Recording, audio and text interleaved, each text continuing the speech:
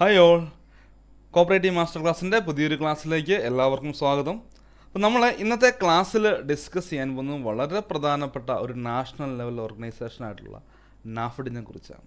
ഇതാണ് നാഫഡ്. എന്താ നാഫഡ് എന്ന് അർത്ഥമാക്കുക? National agriculture marketing federation. ഇതാണ് കുട്ടികളെ, നാഷണൽ അഗ്രികൾച്ചർ മാർക്കറ്റിംഗ് ഫെഡറേഷൻ. നമുക്കെന്താണ് ഇതിലെ എല്ലാ പോയിൻറ്റ്സുകളും നമ്മൾ വളരെ പ്രധാനപ്പെട്ട പോയിൻറ്റുകൾ മാത്രമേ ഇവിടെ ഇൻക്ലൂഡ് ചെയ്തിട്ടുള്ളൂ. ഓക്കെ, നമ്മൾ വളരെ പ്രധാനപ്പെട്ട പോയിൻറ്റ്സുകൾ മാത്രമേ ഇവിടെ ഇൻക്ലൂഡ് ചെയ്തിട്ടുള്ളൂ. പഠിക്കാനാണെങ്കിൽ നമുക്ക് ഒരുപാട് കാര്യങ്ങളുണ്ട്. എന്നാൽ നമ്മളെന്താണ്, നമ്മുടെ പഠനത്തിൽ എപ്പോഴും നമ്മളൊരു മിതത്വം പാലിക്കണം, അല്ലേ? നമ്മൾ പഠിക്കുന്ന സമയത്ത് ഒരുപാട് കാര്യങ്ങൾ പഠിക്കാനുണ്ടാവാം, പക്ഷേ നമ്മൾ പ്രധാനപ്പെട്ട കാര്യങ്ങൾ നമ്മൾ മസ്റ്റായിട്ട് പഠിക്കുക. ബാക്കി കാര്യങ്ങൾക്ക് നമ്മളെന്താണ് പ്രോപ്പറായിട്ടൊന്ന് വായിച്ച് മനസ്സിലാക്കുക. അപ്പോൾ നമുക്ക് ഇന്നത്തെ ക്ലാസ്സിൽ അധികം ഒരുപാട് പോയിൻറ്റ്സുകളൊന്നുമില്ല. പ്രധാനപ്പെട്ട പോയിൻറ്റുകളും പ്രീവിയസ് ആയിട്ട് ചോദിച്ച കാര്യങ്ങൾ മാത്രമാണ് നമ്മളിന്ന് ഇൻക്ലൂഡ് ചെയ്യുന്നത്. അപ്പോൾ ആദ്യം പറയുന്നത് എന്താണ് നാഫഡ്, അല്ലേ? National agriculture marketing federation. അപ്പോൾ പോയിന്റ് തന്നെ പറഞ്ഞു നോക്കി, it is a national level organization of the marketing societies in India. അപ്പോൾ പറയുന്നുണ്ട് ഇന്ത്യയിലെ മാർക്കറ്റിംഗ് സൊസൈറ്റീസിൻ്റെ എന്താണ് നാഷണൽ ലെവൽ ഓർഗനൈസേഷൻ ആണ്. നോക്കിയേ, it is a national level organization of the marketing societies in India. പിന്നെ നോക്കി, നാഫഡ് എവിടെയാണ് രജിസ്റ്റർ ചെയ്തിരിക്കുന്നത്? NAFED is registered under the multi state cooperative societies act ആണ് കേട്ടോ. മൾട്ടി സ്റ്റേറ്റ് കോപ്പറേറ്റീവ് സൊസൈറ്റീസ് ആക്ടിൻ്റെ അണ്ടറിലാണ് നാഫഡ് രജിസ്റ്റർ ചെയ്തത്.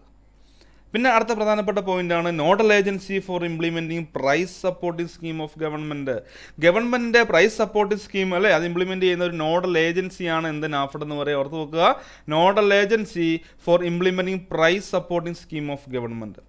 പിന്നെ വളരെ പ്രധാനപ്പെട്ടായിട്ട് നാഫഡിലേക്ക് ഒരുപാട് തവണ ചോദിച്ചിട്ടുണ്ട്, നാഫഡ് എന്നാണ് സ്റ്റാർട്ട് ചെയ്തത്, അല്ലേ? 2/10/1958 നാഫെട്ട്, അല്ലേ? നാഫെട്ട് 58, അല്ലേ? അങ്ങനെ പിടിക്കുക, കൂടുതൽ നമ്മൾ തന്നെ കണ്ടെത്തുക. അപ്പോൾ നാഫഡ് എന്താണ് നാഫഡ് സ്റ്റാർട്ട് ചെയ്തെന്ന് ചോദിച്ചാൽ 2/10/1958, അല്ലേ? ഗാന്ധി ജയന്തി അന്ന്, ഒക്ടോബർ 2 ഗാന്ധി ജയന്തി അന്നാണ് നാഫഡ് എന്ത് ചെയ്തത്, സ്റ്റാർട്ട് ചെയ്തത്.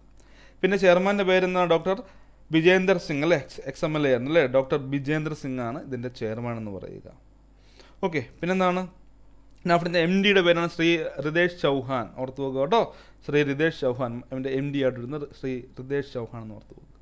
പിന്നെ നമ്മൾ ഇതിൻ്റെ റൈറ്റ് സൈഡിൽ ഇതുമായിട്ട് ബന്ധപ്പെട്ട കുറച്ച് ക്വസ്റ്റ്യൻസും അതിൻ്റെ ആൻസറും കൂടെ പഠിക്കുന്നതിനൊപ്പം തന്നെ അതുമായിട്ട് ബന്ധപ്പെട്ട ക്വസ്റ്റ്യൻസ് നമുക്ക് ഡിസ്കസ് ചെയ്യാം.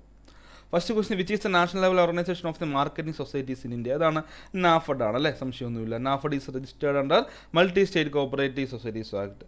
നാഫഡ് സ്റ്റാർട്ട് ചെയ്തത് 2/10/1958. Expand NAFED, national agriculture marketing federation. ഇപ്പോൾ പ്രീവിയസ് ആയിട്ട് ചോദിച്ച കാര്യങ്ങളൊക്കെ ഉണ്ട് കേട്ടോ. ഇതിൻ്റെ ഇതിൻ്റെ വർഷവ്, പിന്നെ ഇത് ഏത് ആക്ടിന് അണ്ടറിലാണ് രജിസ്റ്റർ ചെയ്തത് തുടങ്ങിയ കാര്യങ്ങൾ പ്രീവിയസ് ആയിട്ട് ചോദിച്ചിട്ടുണ്ട്.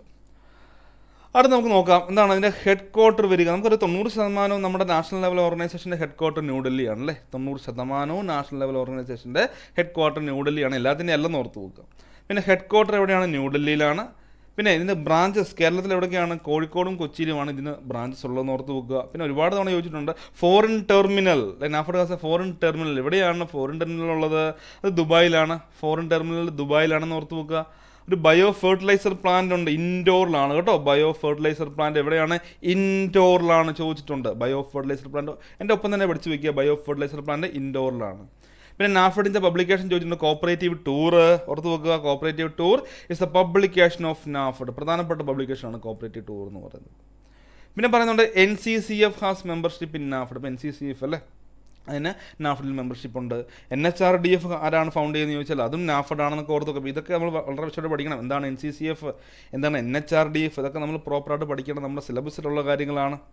അടുത്ത പോയിന്റാണ് the first unit for manufacturing bio fertiliser was set up by NAFED in the year 1984-85 at Indore. ഒരുപാട് തവണ അങ്ങനെ ചോദിച്ച് കണ്ടിട്ടില്ല.